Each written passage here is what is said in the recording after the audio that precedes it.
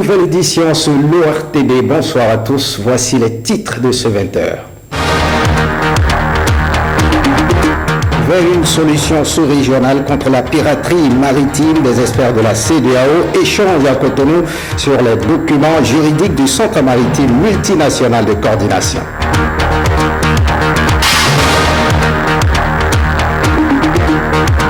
Les scandales sur l'acquisition de machines agricoles et la gestion des engrais au Bénin continuent de faire couler beaucoup d'encre. Le journal La Croix apporte de nouvelles révélations. Les résultats de l'investigation ont été restitués à la presse aujourd'hui. Retour au bercail des réfugiés de la crise ivoirienne. Une première vague est arrivée dans la capitale ivoirienne mardi en provenance de la Guinée.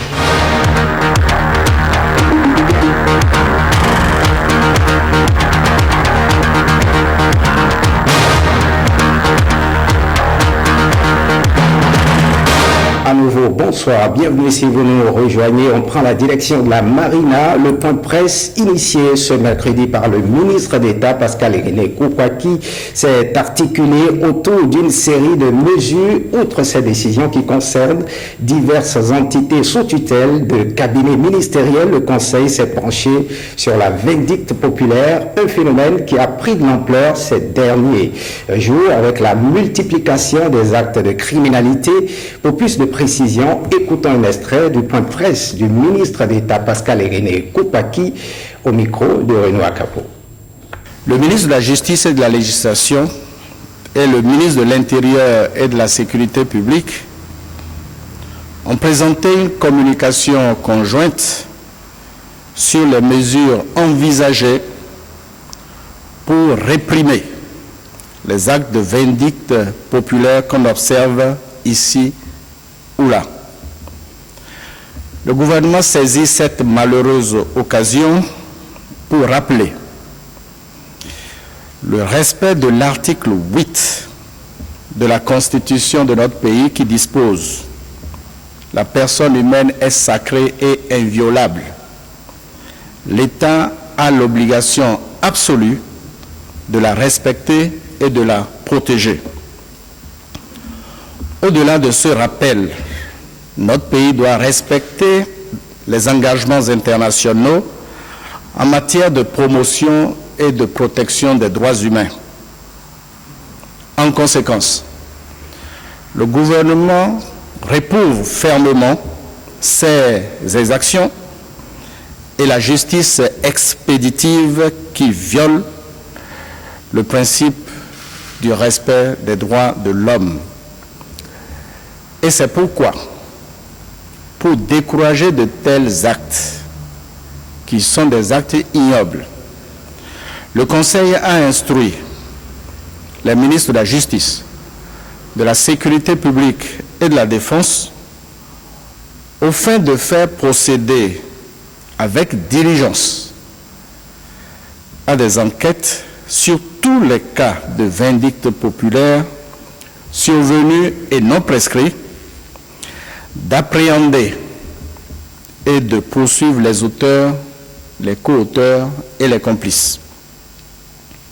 Par ailleurs, le Conseil des ministres appelle à la retenue les animateurs de réseaux sociaux et les spécialistes de reproduction photographique ou en photomontage de scènes d'horreur.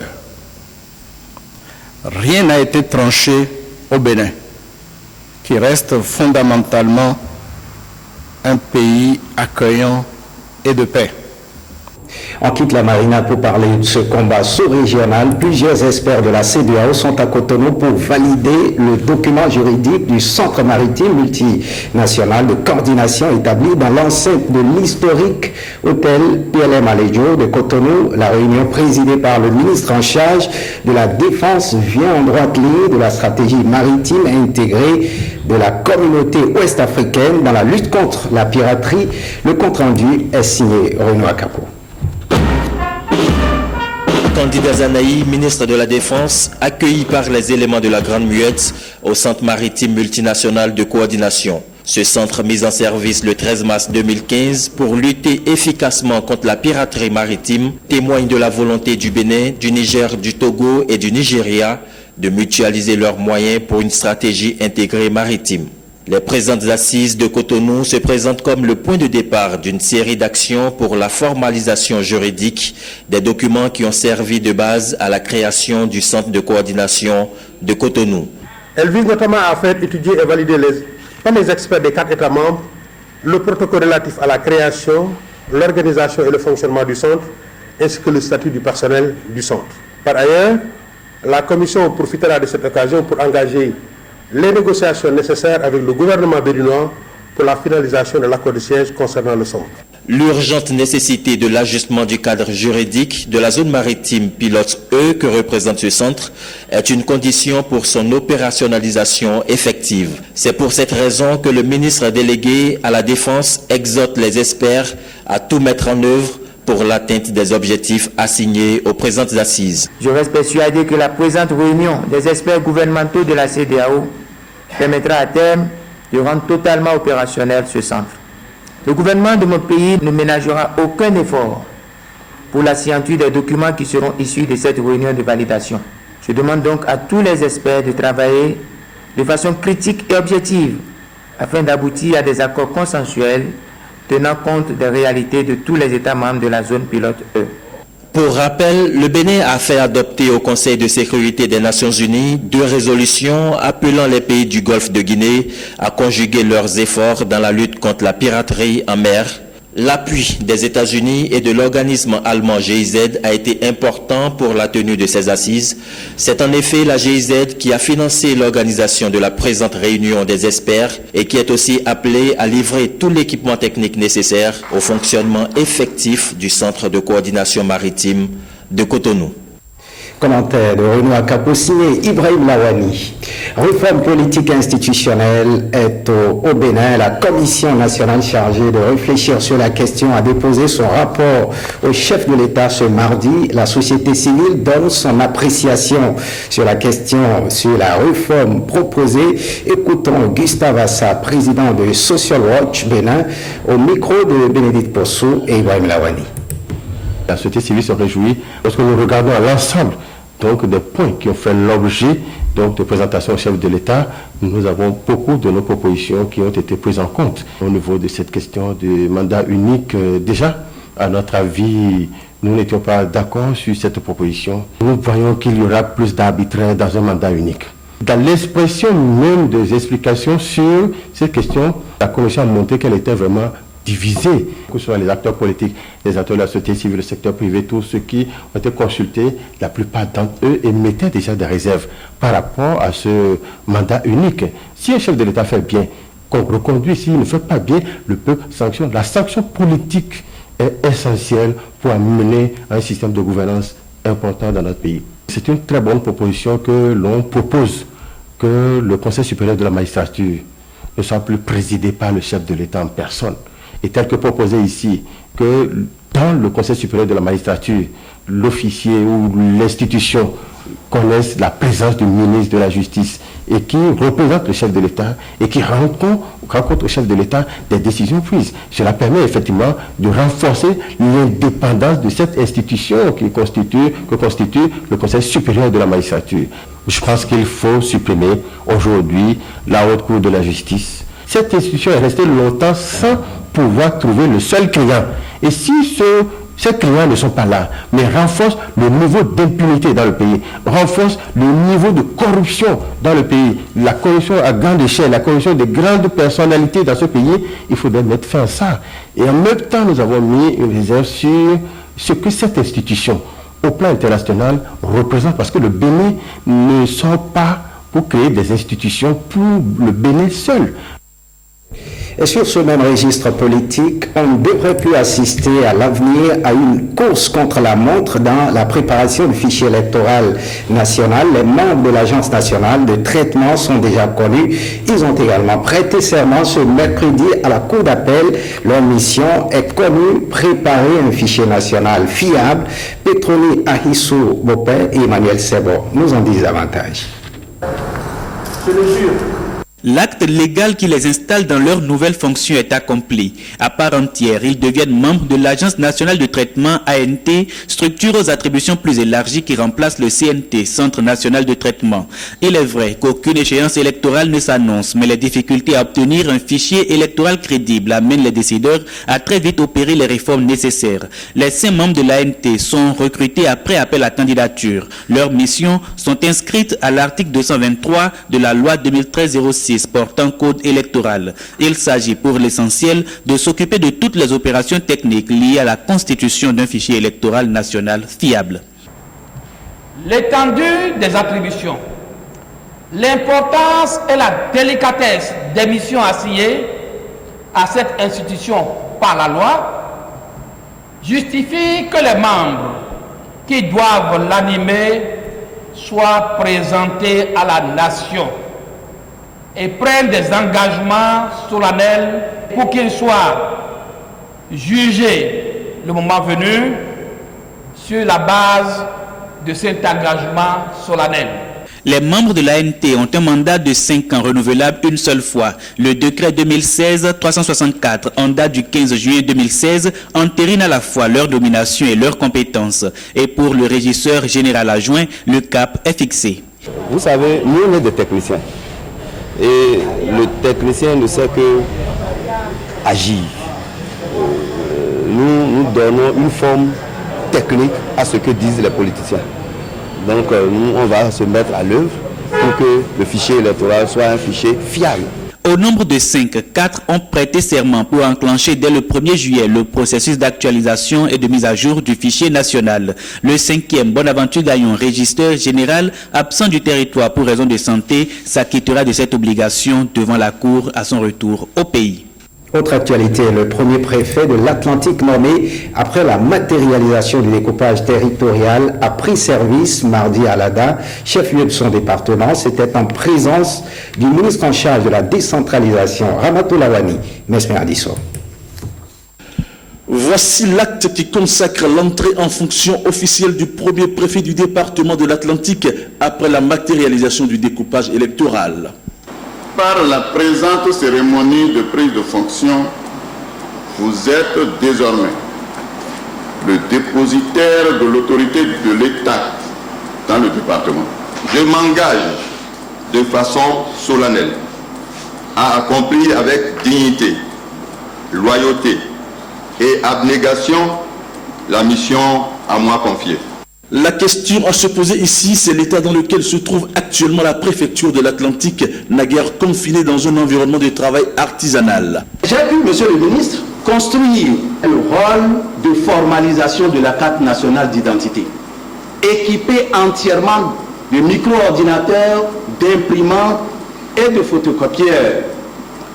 J'ai pu créer un guichet unique parce que la traçabilité des ressources propres dans la maison était pas ce que cela doit être. Epiphane Kenon n'a point de souci à se faire, rassuré qu'il est, de céder le fauteuil à un professionnel avéré qui plus est, connaît parfaitement la maison.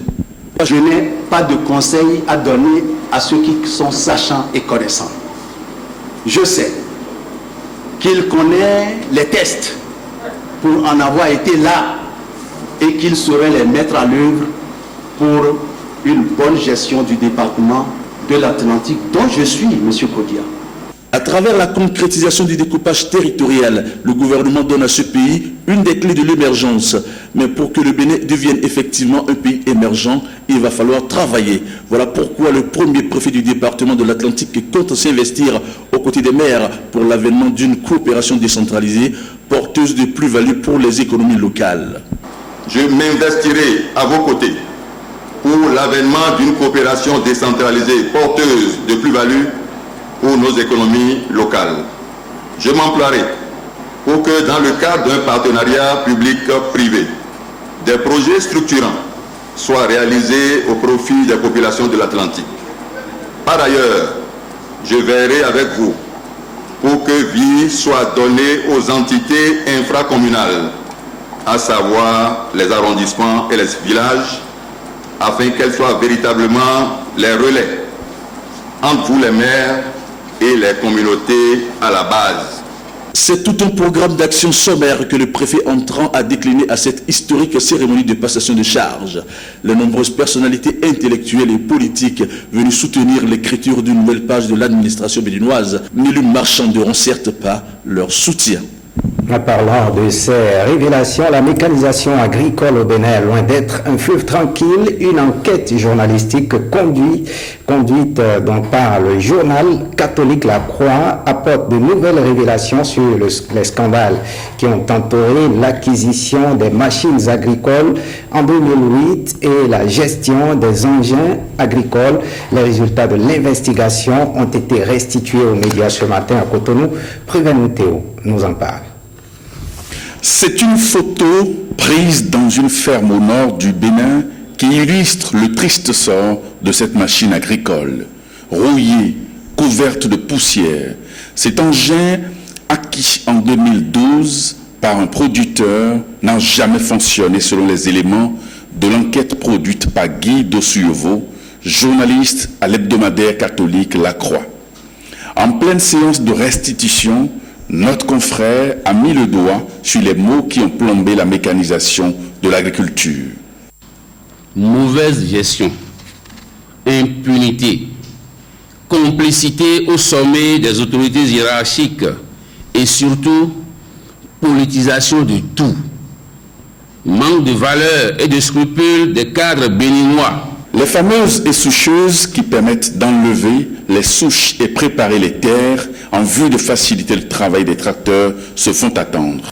Elles ne sont plus opérationnelles. Elles sont toutes en panne, comme vous voyez projetées. Toutes abandonnées depuis 2011 dans la brousse.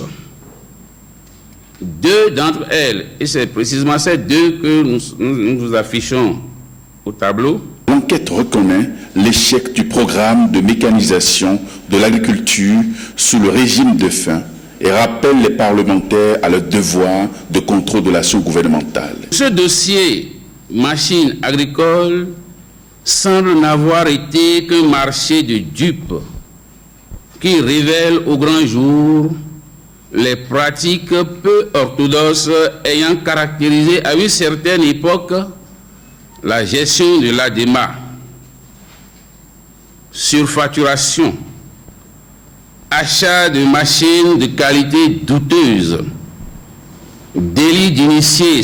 L'enquête réalisée est soutenue par Osiwa et relance ainsi la polémique autour des machines agricoles. Et on parle toujours agriculture. L'assurance mutuelle agricole du Bénin AMAB a tenu son assemblée générale ordinaire ce mercredi 29 juin. Il s'agira entre autres d'approuver des bilans et des comptes de l'exercice 2015. C'était au centre Anouarit d'Abomey-Calavi. Huguette Ondelo. Cette assemblée générale est l'une des exigences prévues par les statuts de l'Assemblée mutuelle agricole du Bénin AMAB. Le rapport général de gestion du conseil d'administration et celui du commissaire aux comptes seront présentés au cours de la journée de concertation. Une journée qui permettra également aux membres de l'AMAB d'adopter des résolutions proposées par le conseil d'administration. Je nous exhorte à nous rappeler que l'AMAB demeure notre propriété, qu'au même moment, nous en sommes les principaux bénéficiaires. Pour cela, nous devons travailler avec foi et ardeur pour que l'AMAB devienne un acteur clé et incontournable dans le processus du développement du secteur agricole au Bénin. Nos efforts ne pourront porter leurs fruits que si chacun de nous prenne vraiment conscience de l'enjeu et accompagne vivement notre société à bien se développer. L'AMAB est une société d'assurance mutuelle créée en 2007 par des producteurs agricoles. Elle est spécialisée dans la couverture des risques agricoles. Entre autres objectifs, l'AMAB planifie la stratégie de pérennisation du régime d'assurance agricole au Bénin avec des produits tels l'assurance multirisque récolte. On ne change pas de registre. Le Fonds d'équipement des Nations Unies apporte son appui au Bénin dans le cadre de la lutte contre les effets des changements climatiques. C'est à travers la mise en œuvre de la phase 2 du projet local qui couvre 3 communes de la Liborie. L'objectif est de permettre aux communes concernées de construire elles-mêmes des infrastructures pour réussir l'adoption au changement climatique. Aurélie Sauton nous en parle. Cette remise de chèques prend en compte 3 communes du Bénin pour environ 78 millions de francs CFA. Il s'agit de Banekwara, Malanville et Karimaman, 3 communes du département de la Liborie fortement menacées par les effets néfastes des changements climatiques. L'événement marque la mise en œuvre de la phase 2 du projet dénommé local, une initiative du Fonds d'équipement des Nations Unies qui vise à apporter directement des ressources aux collectivités locales pour leur permettre de lutter efficacement contre les impacts des changements climatiques. Le local est une initiative qui a été lancée pour l'Afrique ici, si mes souvenirs sont bons, en février 2013. Le Bénin fait partie des 8 pays africains qui s'étaient engagés. Et aujourd'hui, c'est avec beaucoup de plaisir qu'on a appris qu'au niveau mondial, le Bénin est le 2e pays qui passe à la phase 2. Pour cette lutte, ça passe par la construction d'infrastructures pour lutter contre les inondations et autres. Ça passe également par le renforcement de capacités en termes de planification et de contrôle et de maintenance de ces infrastructures-là. Ça passe également par la gouvernance. Je voudrais, au nom de mes collègues, vous remercier pour avoir pensé à la Liborie. La question de l'environnement sur cette zone est préoccupante. Il est normal que des interventions, que des appuis du genre viennent pour aider les différents conseils communaux à gérer la question de l'environnement. La coordination est assurée par le Fonds national pour l'environnement et le climat, le bras armé du gouvernement en matière de financement des initiatives environnementales et climatiques. Nous avons décidé d'accompagner l'initiative locale pour que le FNEC se repositionne. Le FNEC prenne le leadership au plan international en ce qui concerne le financement de l'initiative climat, j'allais dire de la finance climatique au Bénin. À travers cet événement, le Bénin vient de franchir une étape importante dans la lutte pour la protection de l'environnement. Et cette bonne nouvelle, bientôt d'autres institutions de formation des agents de santé verront le jour au Bénin. Ces institutions devront être bien équipées et géographiquement bien positionnées sur le territoire national. Une cartographie des offres de services a été réalisée à cet effet. Jean-Claude James, moi c'est cela, ça moi et moi.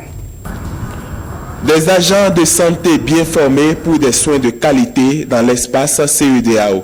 Cette exigence est à l'origine de la cartographie des offres de services des institutions de formation des agents. Cet atelier de validation est la dernière ligne droite du processus démarré depuis 2009 par le Bénin grâce à l'appui de l'Organisation ouest-africaine de la santé, OAS. L'objectif de l'atelier de validation que nous ouvrons ce jour est de vous convier, de nous convier à apprécier les résultats issus de l'enquête. Notre défi, comment obtenir une masse critique d'agents qualifiés, convenablement motivés et équitablement répartis dans l'espace de la CEDEAO.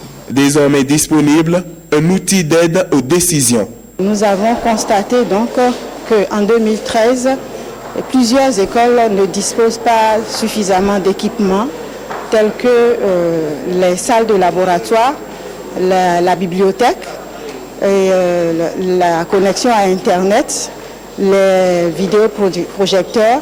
Il y a un problème d'accessibilité géographique aussi et d'équité qui se pose aussi par rapport à nos étudiants. Donc, ces résultats vont non seulement permettre de créer de nouvelles écoles dans les régions du Bénin qui n'en disposent pas, mais aussi d'améliorer la disponibilité donc, des équipements dont les enseignants doivent se servir pour fournir le service aux étudiants, aux apprenants. Les dites informations seront d'une utilité incommensurable encore pour les décideurs que vous êtes dans la planification, la formation des agents de santé et aussi lors des négociations avec les partenaires qui s'intéressent au développement des ressources humaines pour la santé. Selon le représentant du directeur général de l'OAS, le Bénin est le 3e pays à avoir réalisé avec succès ce genre d'enquête après le Burkina Faso en 2009 et le Ghana en 2010. Et cette main tendue aux prisonniers de Cotonou, la communauté musulmane de la prison civile de Cotonou a reçu la visite de 2 bonnes volontés, Maître Aboubakar Baparapé et Seydou Abou, greffier en chef, ont apporté ce mercredi des vivres et une enveloppe financière aux détenus musulmans Bernard Diobé et Marie-Louise Perrin. Pour les détails.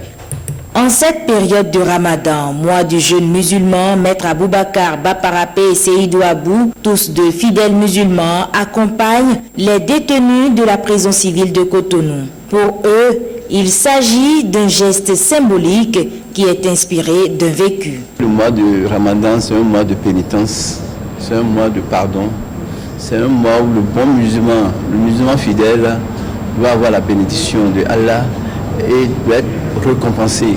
Donc nous devons dans ce mois multiplier les dons et partager, beaucoup prier pour la nation, prier pour qu'il y ait la paix, l'amour, la fraternité entre tous les Béninois. Alors c'est le message que j'ai à lancer à tous les musulmans qui sont détenus et qui ont encore espoir. J'ai été un prisonnier, moi aussi, mais prisonnier politique. J'ai séjourné avec beaucoup d'autres camarades donc à la prison civile de Ségana pendant environ 5 ans. Et je sais, à l'occasion du jeûne musulman, les gens viennent nous donner des cadeaux. Et ça nous fait chaud au cœur.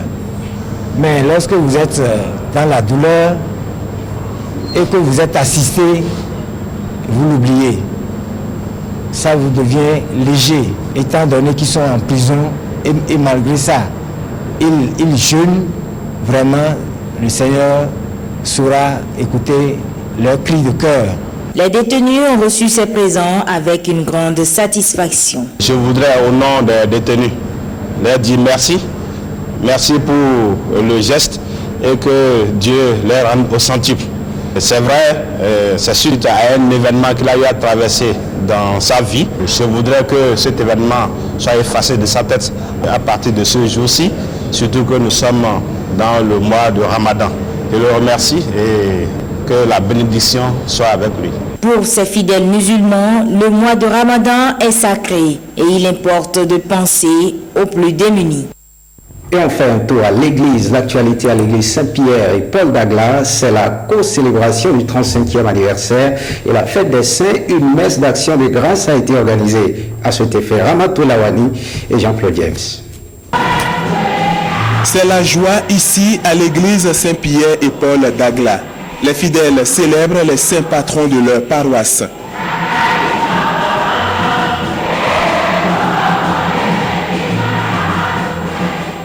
Une célébration eucharistique a marqué ce moment de réjouissance, occasion pour le célébrant de repréciser le rôle de ces hommes de foi.